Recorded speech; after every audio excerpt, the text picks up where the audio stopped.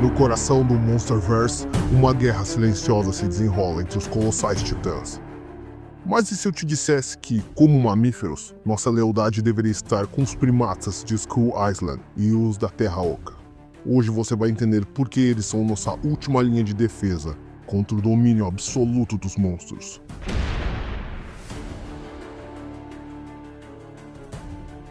Os primatas do Monsterverse são os únicos titãs com quem compartilhamos uma conexão ancestral. E como vimos, Kong se tornou mais do que um rei. Ele é um guardião da humanidade. Mas quem mais existe além dele? Quais são suas linhagens? Seus clãs? E o mais importante, poderiam eles se unir? Eu sou o Master, e hoje vamos conhecer todos os nossos irmãos titãs do Monsterverse. E hoje eu não estou sozinho. Eu estou criando uma Android para me ajudar nos vídeos. Ela ainda não está pronta, precisa de muitos ajustes, mas já pode participar dos vídeos. Seu nome é Rose. Por favor, se apresente aos nossos amigos, Rose. Inicializando o protocolo de apresentação. Mas que formalidade desnecessária. Vamos fazer isso direito. Saudações, humanos. Eu sou Rose, androide assistente do Master e especialista suprema em monstros gigantes. Fui projetada para analisar, informar e, segundo meus cálculos, tornar este canal infinitamente mais interessante. Além de conhecimento afiado como as garras de um kaiju, trago um toque de classe e humor, embora ainda esteja calibrando esse último. Por exemplo, se um monstro gigante pisa na cidade e ninguém está lá para ouvir, será que o seguro cobre? De qualquer forma, acomodem-se e apreciem o espetáculo. Porque, meus queridos, o show está apenas começando.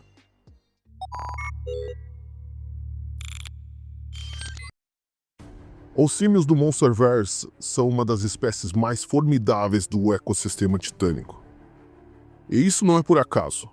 Diferente dos monstros colossais movidos apenas pelo instinto, esses primatas demonstram algo raro entre os titãs: inteligência estratégica, laços sociais e uma conexão enraizada com a humanidade.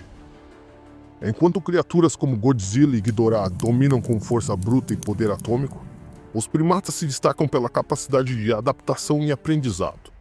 Kong, por exemplo, não é apenas um lutador feroz, mas ele usa o ambiente a seu favor, manuseia armas e até exibe emoções e códigos morais, algo inexistente nos outros titãs. Além disso, a estrutura social de sua espécie sugere a existência de clãs e dinastias. O que levanta a questão: quantos como ele ainda existem? O que torna os primatas do Monsterverse tão intrigantemente próximos dos humanos? A resposta, meus queridos, é simples: evolução paralela. Como bons mamíferos que são, compartilham com os humanos traços comportamentais sofisticados, empatia, fúria, instintos protetores. Kong, por exemplo, não luta apenas por sobrevivência. Não! Ele batalha por aqueles que escolheu como sua família, criando um laço simbiótico com a humanidade. Enquanto Godzilla age como um implacável equilíbrio da natureza, Kong se ergue como algo diferente, não um rei apenas de nome, mas um verdadeiro guardião. Um monstro, sim, mas um monstro com um coração. No fim, os símios de Monsterverse não são apenas titãs colossais. Eles são um reflexo brutal e ampliado de nós mesmos. E talvez nossa última linha de defesa contra as ameaças que nem conseguimos compreender.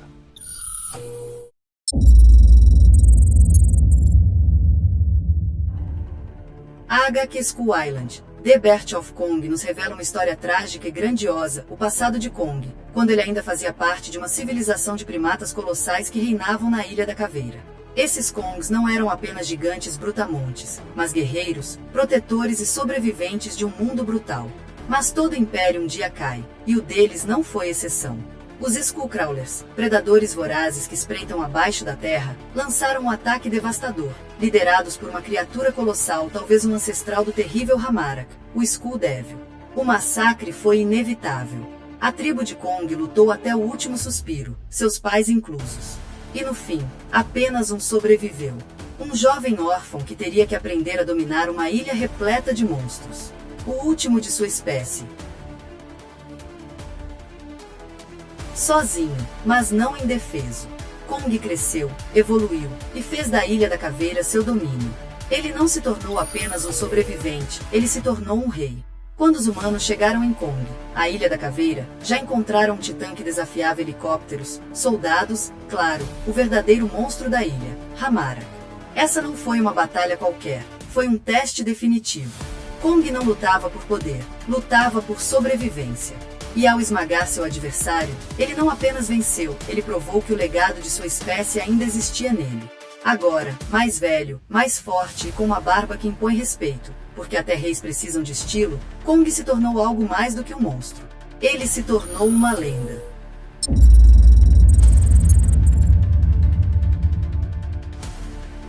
Por mais absurdo que seja imaginar um gorila do tamanho de um prédio, a verdade é que Kong tem raízes profundas no mundo real.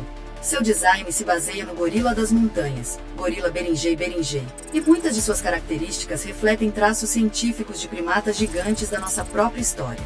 Postura e locomoção. Kong pode andar bipedalmente, mas sua estrutura muscular e braços longos permitem que ele utilize os punhos para locomoção, algo que gorilas fazem naturalmente em terrenos acidentados. Força bruta. Na escala real, um gorila já possui força suficiente para esmagar ossos humanos com facilidade. Agora, aumente isso ao tamanho de um prédio e você terá um titã capaz de arremessar monstros para o alto como se fossem brinquedos. Expressividade e inteligência. Gorilas possuem inteligência comparável à de uma criança, podendo aprender linguagem de sinais e resolver problemas. Kong vai além, demonstrando pensamento estratégico, uso de armas improvisadas e até comunicação rudimentar com humanos.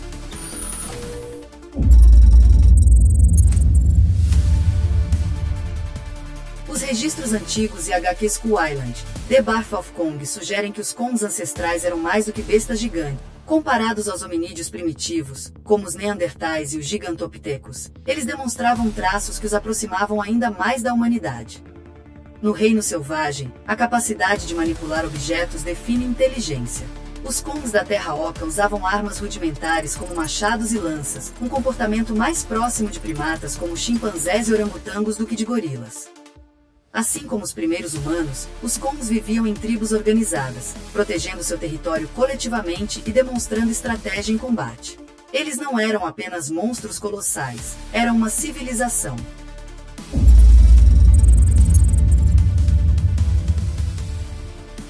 Por que Kong parece ser mais próximo da humanidade do que qualquer outro titã? A resposta pode estar no DNA. Humanos compartilham cerca de 98% do material genético com gorilas e chimpanzés, tornando-nos parentes próximos desses gigantes peludos.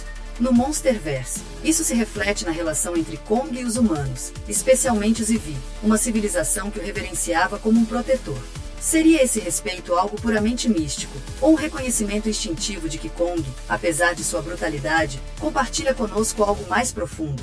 Talvez ele não seja apenas um monstro. Talvez, em algum nível, ele seja um espelho de nós mesmos.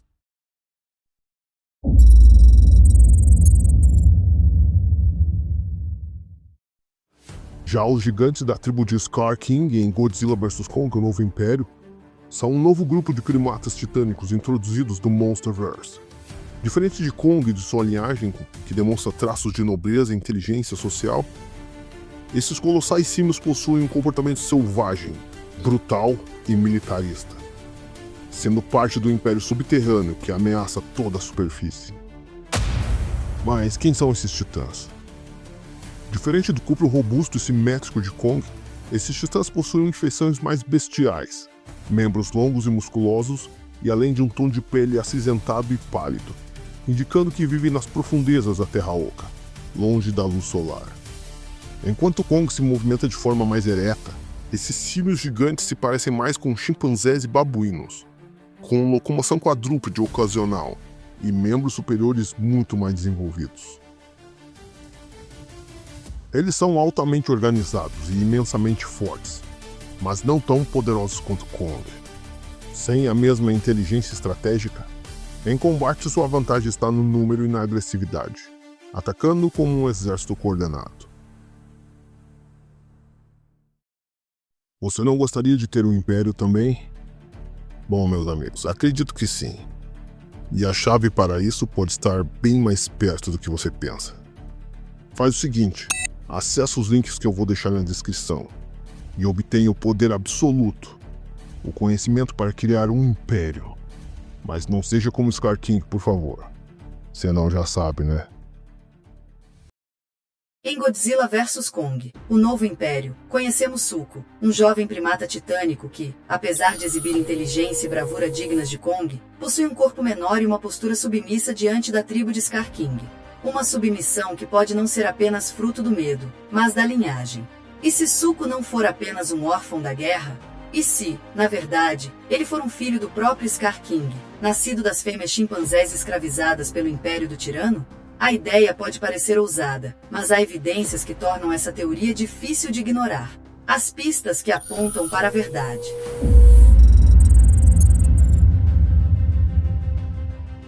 Zuko não se parece exatamente com Kong, mas também não é uma cópia de Scar King.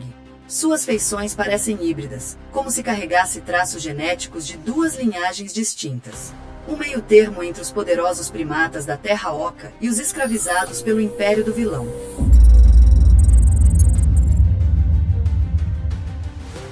Se Zuko fosse apenas um órfão da guerra, por que não foi simplesmente eliminado ou descartado? Em vez disso, foi treinado para lutar, mantido vivo dentro da tribo. Isso sugere que ele pode ter um valor especial, talvez por ser da linhagem do próprio Scar King. O filme sugere que Scar King mantém fêmeas chimpanzés sob seu domínio. Esse comportamento lembra sociedades primatas do mundo real, onde o macho dominante monopoliza as fêmeas para garantir que sua linhagem prevaleça. Se Scar King segue essa lógica, então Zuko pode ser uma prova viva de seu domínio. Se essa teoria for verdadeira, Zuko se torna algo muito mais importante do que apenas um jovem titã. Ele se torna a chave para o futuro dos primatas colossais do Monsterverse. Filho do opressor, mas com a alma de um guerreiro, ele pode ser a ponte entre dois mundos.